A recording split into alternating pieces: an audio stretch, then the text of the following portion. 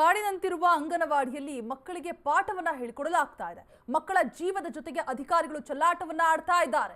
ಭೂತ ಬಂಗಲೆಯಂತೆ ಕಾಣ್ತಾ ಇದೆ ಅಂಗನವಾಡಿಯ ಕೇಂದ್ರ. ಕಂಪ್ಲೀಟ್ ಆಗಿ ಅಲ್ಲಿ ಮಕ್ಕಳಿಗೆ ಪಾಠವನ್ನ ಬೋಧನೆ ಮಾಡ್ತಾ ಇದ್ದಾರಂತೆ. HD ಕೋಟೆ ತಾಲೂಕಿನ ಅಂಗನವಾಡಿ ಕೇಂದ್ರ ಇದಾಗಿದೆ. ಹುಳ, ಹಾವು, ಚೇಳುಗಳ ನಡುವೆನೆ ಮಕ್ಕಳಿಗೆ ಬೋಧನೆಯನ್ನ ಮಾಡ್ತಾ ಇದ್ದಾರೆ. 10ಕ್ಕೂ ಹೆಚ್ಚು ಮಕ್ಕಳು ನಿತ್ಯ ಅಂಗನವಾಡಿಗೆ ಬರ್ತಾರೆ. ಅಂಗನವಾಡಿ ಕೇಂದ್ರವನ್ನ ಶುಚಿಗೊಳಿಸಿ ಅಂತ ಮನವಿ ಮಾಡ್ಕೊಳ್ತಾರಂತೆ. ಅಧಿಕಾರಿಗಳಿಗೆ ಮನವಿ ಮಾಡಿದ್ರು ಕೂಡ ನೋ ಯೂಸ್. ಅಂಗನವಾಡಿ ಕೇಂದ್ರ ಸ್ವಚ್ಛ ಮಾಡುವಂತೆ ಪೋಷಕರು ಮನವಿ ಮಾಡಿಕೊಂಡ್ರು ಕೂಡ ಏನು ಪ್ರಯೋಜನ ಆಗ್ತಾ ಇಲ್ಲ. ನೋಡಿ, ಭೂತ ಬಂಗಲೆ ತರ ಇದೆಯಂತೆ. ಮಕ್ಕಳು ಹೇಗೆ ಹೋಗ್ಬೇಕು? ಹಾವು, ಚೇಳು, ಹುಳ, ಮಕ್ಕಳು ಓಡಾಡುವಾಗ ಕೈ ಕಾಲಲ್ಲಿ ನೋಡ್ಕೊಂಡು ಓಡಾಡೋದೇ ಇಲ್ಲ. ಮೊದಲಾಗಿ ಅವಕ್ಕೆ ಆಟದ ಜ್ಞಾನ ಇರುತ್ತೆ.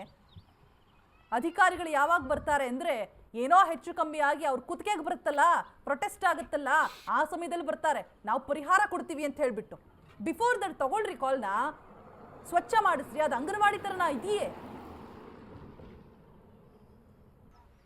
ಸುತ್ತ ಮುತ್ತ ಆ ಗಿಡಗಂಟಿಗಳು ಬೆಳ್ಕೊಂಡು ಹೋಗಿದೆ. ಹೇಗೆ ಹೋಗ್ಬೇಕು ಅಲ್ಲಿಗೆ ಮಕ್ಕಳು? 10 ಜನ ಬರ್ತಾರೆ ಅಷ್ಟೇ. ಸುತ್ತಲೂ ನೀಟಾಗಿ ಕ್ಲೀನ್ ಮಾಡಿಸ್ಬಿಟ್ಟು ಶುಚಿಗೊಳಿಸಿ ಒಬ್ರು ಕೆಲ್ಸದವ್ರನ್ನಿಟ್ಟು ಕಷ್ಟ ಆಗತ್ತಾ ಇದು?